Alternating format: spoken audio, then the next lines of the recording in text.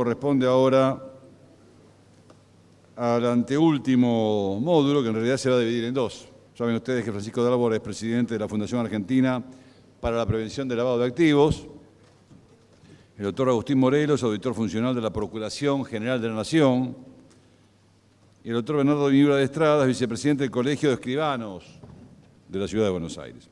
Con la moderación del doctor Jorge Luis Rodríguez, que es decano de la Facultad de Ciencias Económicas de la Universidad Argentina de Empresa, damos comienzo a este módulo. El primer panel, cuando inauguraba el simposio, un poco las conclusiones eran que el gran punto para poder mitigar el narcotráfico era atacar el tema económico. Así que además del semáforo tenemos un poco la presión de los paneles precedentes. Claro. Quiero darle comienzo a este panel número 5 al doctor Francisco Dálvora, para que nos cuente un poco también desde el lado pedagógico que él maneja también todos los aspectos para primero entender un poco la problemática y después ir ahondando más en cuestiones más específicas. Quiero agradecer la posibilidad de formar parte de este panel y de este evento. En realidad me parece que esto debiera llevarnos a reflexionar sobre la situación que está planteada en el tema, pero por sobre todas las cosas que vamos a hacer con esto a partir de mañana. Me parece que el desafío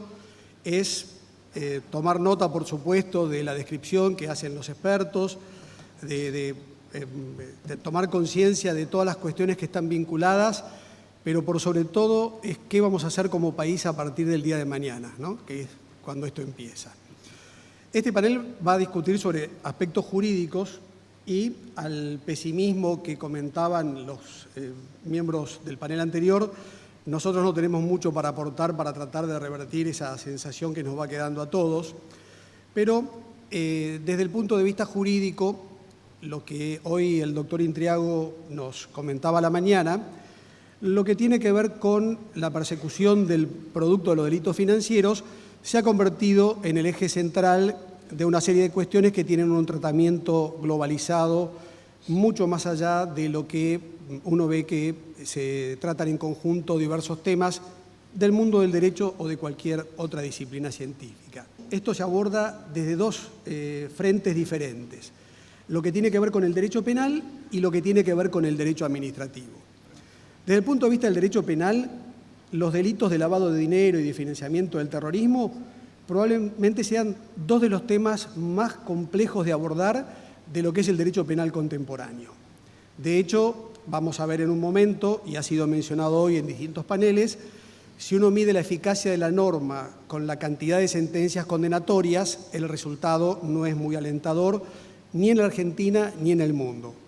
Claro que las estadísticas difieren de los sistemas jurídicos como el nuestro, europeos o continentales, a los de los sistemas anglosajones, donde en realidad en el derecho federal de los Estados Unidos hay 1000 y pico de condenas por año, pero que lo que están significando es que los acuerdos que hace la Fiscalía con los imputados para formular cargos por un delito de menor gravedad prefieren el lavado de dinero y no el narcotráfico, que es el delito de base.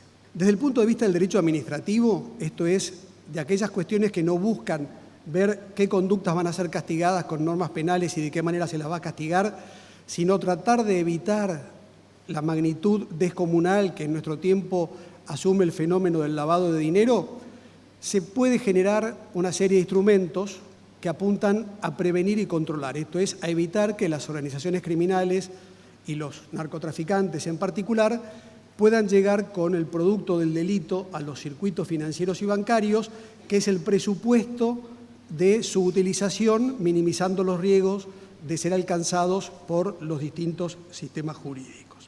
Hay un primer hito a nivel mundial, que es una convención de Naciones Unidas, la de Viena del año 88, que tenía como tema central todas las cuestiones vinculadas con el tráfico de estupefacientes, y es la primera oportunidad en la cual los países signatarios asumen el compromiso de crear en sus legislaciones internas el delito de lavado de dinero, pero tomando como delito precedente, esto es, el que genera la ganancia, solamente al narcotráfico y los delitos conexos.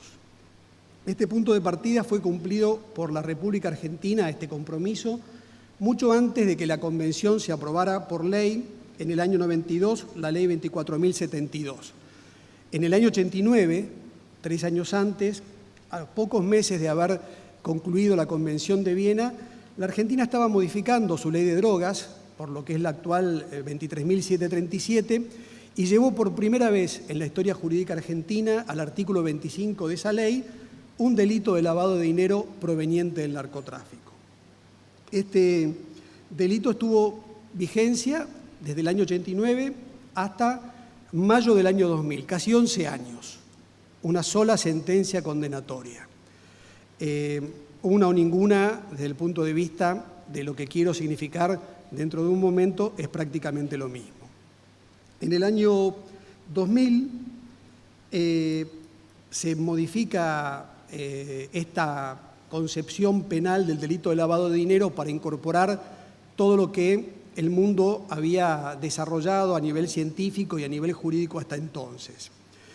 La ley de drogas, la ley 23.737, incluía el delito de lavado de dinero, entre muchos otros temas. Una de las cuestiones que me quedó dando vueltas de lo que escuché hoy de la mañana, nosotros tenemos una ley de drogas en la que se trata el traficante y también se trata el adicto. Y la consecuencia de esta ley que contiene cuestiones tan complejas y de tan difícil ensamble es que en muchos casos el adicto termina siendo tratado por la ley penal como si fuera un traficante. Y lo que es más grave todavía, el traficante termina siendo tratado con la benignidad con que el Estado debiera enfrentar al adicto. Uno puede sacar distintas conclusiones, pero la conclusión obvia es que las herramientas jurídicas desarrolladas en la República Argentina para ir detrás de un fenómeno tan complejo en términos técnicos como es el lavado de dinero moderno han sido groseramente inadecuadas para esa finalidad. Es la creación en el año 89 del GAFI, el Grupo de Acción Financiera Internacional, o FATF por la sigla en inglés, por eso Charles hoy hablaba en femenino, porque es una fuerza de tareas en inglés, que se genera a partir de la necesidad de los países con desarrollo económico considerable, por lo tanto miembros de la Organización de Cooperación y Desarrollo Económico, la OCDE, de tratar de generar herramientas jurídicas para resguardarse de un fenómeno con las características del lavado de dinero, que obviamente los tiene como principales víctimas en punto a lo siguiente: una masa monetaria descomunal, como es en conjunto la utilidad del crimen organizado. Hoy se hablaba de cifras, es muy difícil aproximar a una cifra más o menos moderna y que guarde alguna relación con la realidad. Algunas estimaciones hablaban del equivalente al 5 o al 6% del PBI mundial generado anualmente, el equivalente por supuesto, a través de distintos delitos asociados al crimen organizado. Más aún, a mayor desarrollo económico, mayor vulnerabilidad frente a un fenómeno con estas características. Por eso es en este ámbito donde se generan las reglas que todos los países del planeta utilizamos para componer nuestras legislaciones internas.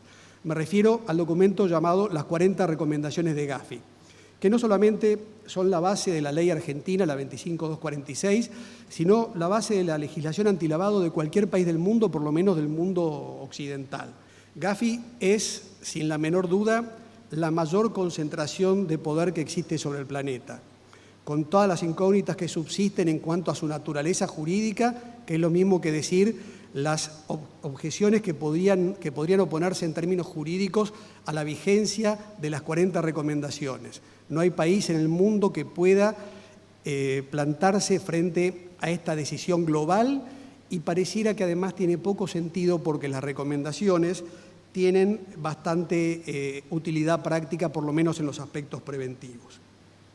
Las deficiencias de las normas jurídicas desarrolladas en la Argentina, por lo pronto desde el derecho penal, han sido seriamente cuestionadas por GAFI en la segunda evaluación en el año 2003 y mucho más severamente en la tercera evaluación en el año 2010. Esta circunstancia es el antecedente inmediato de la reforma operada por la Ley 26.683, pero por lo que hemos dicho tampoco pareciera que los resultados resultan demasiado alentadores.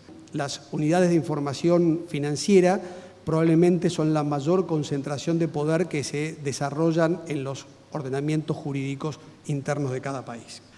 La idea de Gafi de ir detrás de la evasión tributaria como una forma de obtener el financiamiento que requieren los países centrales para hacer frente a los déficits económicos, me parece a mí que está mutando el eje de la discusión. Una cosa es asumir estos dos presupuestos que comentaba hace un momento como forma de hacer frente al crimen organizado transnacional, el flagelo que afecta al mundo que nos toca vivir y que seguramente seguirá afectando el mundo de nuestros hijos, con el narcotráfico a la cabeza, pero con otras actividades de no menor importancia, como el terrorismo, como el contrabando de armas, como el tráfico de órganos y de seres humanos, como los delitos que en el contexto internacional se conocen como delitos de corrupción, que en nuestro sistema jurídico serían defraudaciones en perjuicio de una administración pública.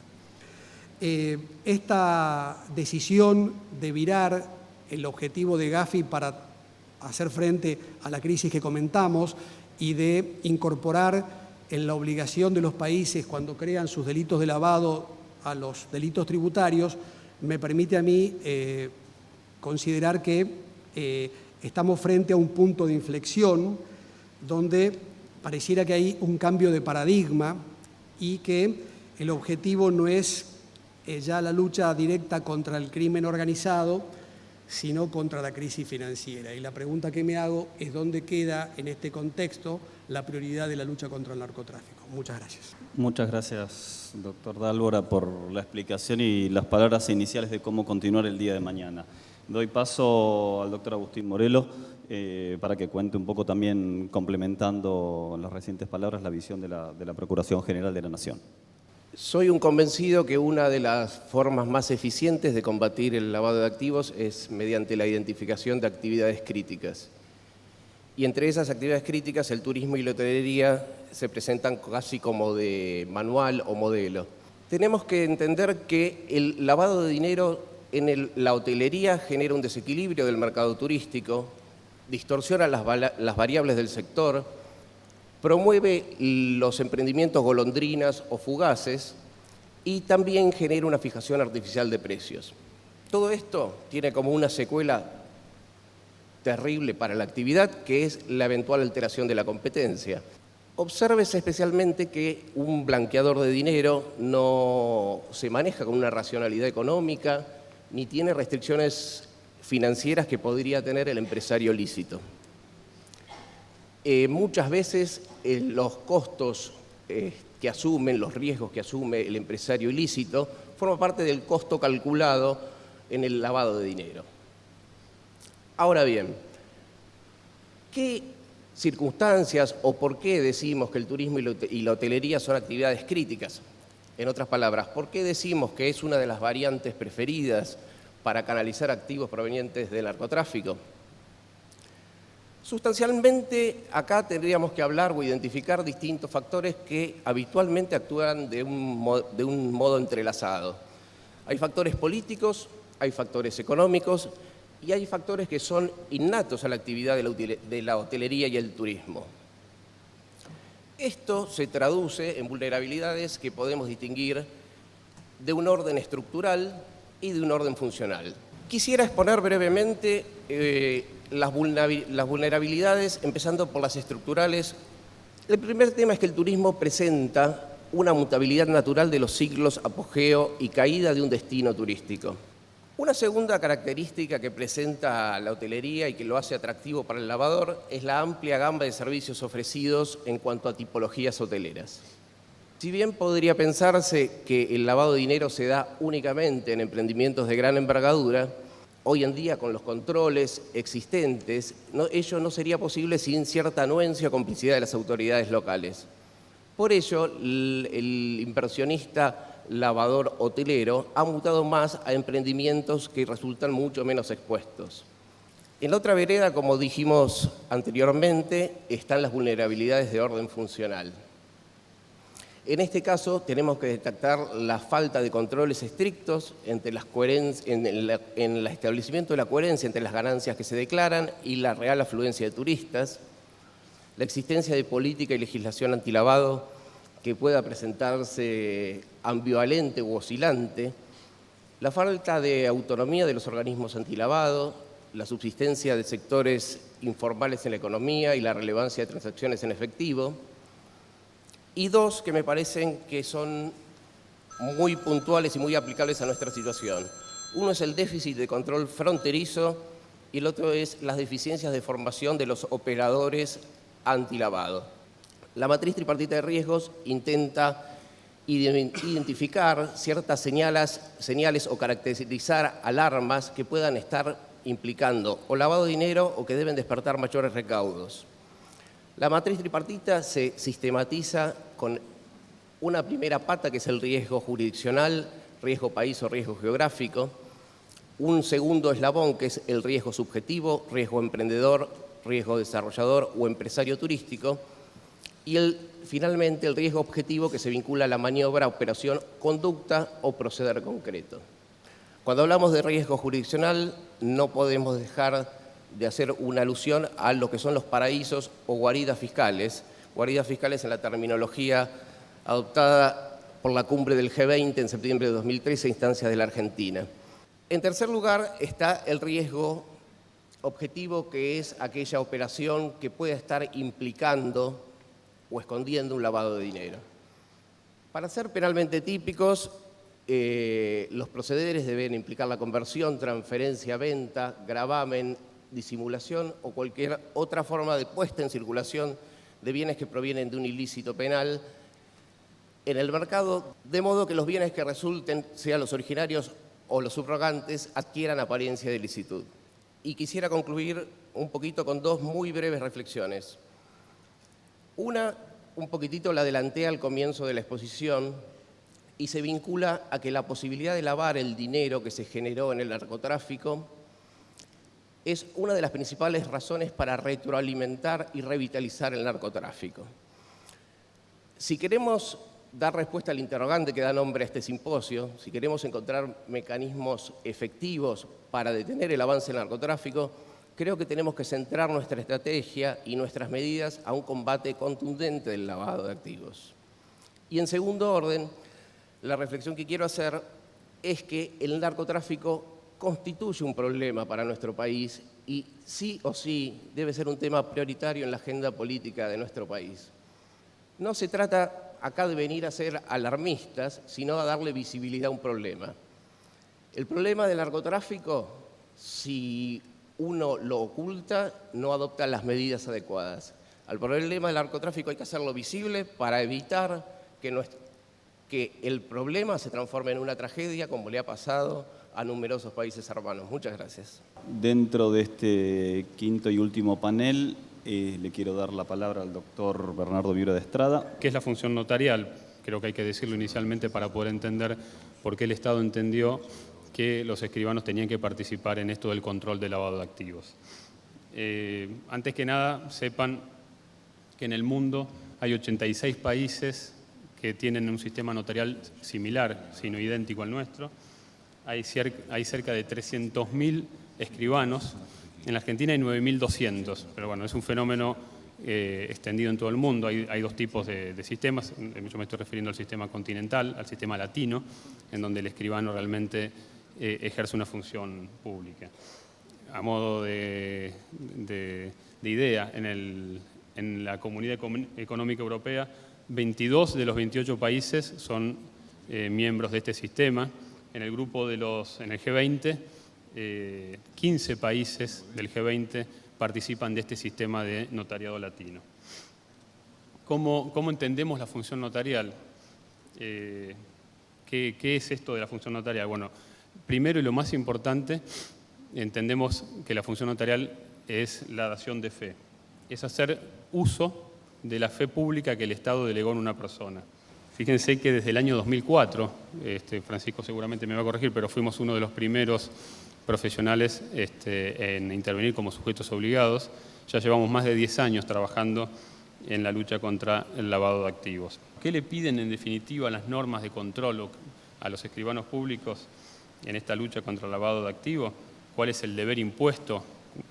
¿Qué es exactamente lo que nos exigen las normas? Bueno, primero pensemos que no siempre que un escribano actúa como escribano va a tener a su cargo las obligaciones del control de lavado de activos. Por supuesto, cuando ustedes otorgan quizás un simple poder o una autorización de viaje, poco y nada puede haber de lavado de activos, eso ni hablar. Siempre que participemos como escribanos en contratos de contenido patrimonial, en fideicomisos, en constitución de sociedades, en transferencia de inmuebles, en préstamos, en una cantidad de contratos que tengan esencialmente contenido patrimonial, celebrados por escritura pública, ahí sí el escribano tiene necesariamente que cumplir con lo que ya vamos a ver más adelante. Y además, y acá hay alguna confusión y algún tironeo con la unidad de información financiera, cuando participamos como asesores y somos redactores de contratos privados en donde a su vez certificamos firmas. Hay una postura más estricta que dice por el solo hecho de certificar la firma somos sujetos obligados. La posición que ha defendido el colegio es que no es así, porque ustedes saben también que muchas veces los contratos no los redactamos nosotros, sino que los traen las partes asesorados por sus abogados. Entonces mal podríamos ser sujetos obligados. Los antecedentes normativos que nos imponen estas obligaciones arrancan en el 2004, que es la resolución 10 del 2004, con una gran modificación en el 2011 a raíz de la modificación de la 25246, que es la 21 del 2011, y después hay una serie de modificaciones que se fueron dando. La primera función que tenemos que llevar adelante en esto del control de lavado de activos es lo que se conoce como identificación del cliente. Además de todas las obligaciones que tenemos que cumplir por ser escribanos, tenemos que conservar la documentación de las operaciones estas por los plazos legales, que son 5 o 10 años según qué tipo de documentación sea. Analizar las operaciones de un mismo sujeto a lo largo de todo un año. Llevar un registro detallado de todas las operaciones que realizamos. Verificar en todos los casos si las personas que concurrieron están o no en la nómina de terroristas, una nómina que tiene la ONU. Nosotros debiéramos entrar en cada operación con cada uno de nuestros clientes a ver si eso no es terrorista. Verificar si alguna de estas personas está o no domiciliada en paraísos fiscales o si está o no domiciliado en países no cooperadores. Debemos realizar el reporte sistemático mensual, que es un reporte que hacemos de todas las operaciones en forma mensual, no las sospechosas, sino las operaciones ordinarias. Debemos informar operaciones realizadas por sujetos congelados, y esto, bueno, algo adelantó Francisco recién, los sujetos congelados es una especie de invento tomado de las recomendaciones, en donde el Estado, inaudita parte del juez, congela sujetos, congela bienes de sujetos, y nosotros tenemos que tener sumo cuidado de no operar o no llevar adelante operaciones económicas con esos sujetos que están congelados. Desde el Colegio de Escribanos, nosotros lo que creemos es que hay que ir a una normativa que sea mucho más concreta, que de alguna manera entienda cuál es el papel privilegiado que tiene ese escribano en ese acto, le ponga así una carga pública al escribano, que sea lo menos subjetiva posible. El Estado se puede basar en información que ya tiene, el Estado sabe o debiera saber, por los regímenes de información que ya tenemos, debiera saber si tal o cual persona está dentro de una posible cuestión de lavado. Bueno, el escribano está en una posición privilegiada. Ayúdenlo al escribano a actuar, a informar o de alguna manera a detener esa operación. Pero no le pidamos, no tiene sentido, no le pidamos que sea un mero juntador de papeles que luego no van a servir para nada. Así que bueno, tenía más cosas, pero cumplo con el tiempo por lo menos. Bueno, le damos bienvenida al doctor Alejandro Vanoli. Tiene realmente el gesto de ser la primera visita pública, primera exposición pública que hace. Así que bienvenido, doctor, gracias por su gentileza y queda este micrófono a su disposición. La regulación del sistema financiero en su conjunto y la prevención que se haga en este terreno es vital para tener una adecuada trazabilidad de las actividades ilícitas y por el otro lado para prevenir su propagación tanto en la esfera financiera como en la esfera real de nuestra economía. Es en ese sentido entonces es que desde la estructura legal regulatoria se avanza para cumplir junto a las modificaciones establecidas en el Código Penal que mencionaba antes, cumplir con las 40 recomendaciones del GAFI para la prevención de actividades ilícitas. Este año también la Argentina, a través de la Comisión Nacional de Valores, pudo firmar, después de una exhaustiva revisión de sus pares, los reguladores de los distintos países desarrollados, un acuerdo de intercambio de información multilateral que de alguna manera permite entonces que la CNB de la Argentina, la SEC de Estados Unidos, la Autoridad de Mercados de Francia y los distintos reguladores puedan intercambiar información respecto a estas operaciones. Y les decía yo que la tercer pata esencial, y por ahí es la que más nos costó trabajar, es la parte judicial, ¿no? Digamos, cuando a nivel del GAFI se avanzan los cambios de legislación, que realmente muchos pensaron que no se iban a poder lograr porque movían temas sensibles, o los avances de carácter administrativo, lo cierto es que lo que los organismos de control de actividades ilícitas decían, bueno, sí, pero en la Argentina tienen las leyes, tienen las normas, pero no hay sanciones, no hay condenas. Y en ese sentido, y esto es público, finalmente en los últimos 2 años se pudo avanzar precisamente en dictar medidas administrativas, congelamiento de activos, sanciones, multas y sentencias penales definitivas sobre personas que incurrieron en actividades de carácter ilícito e ilegal.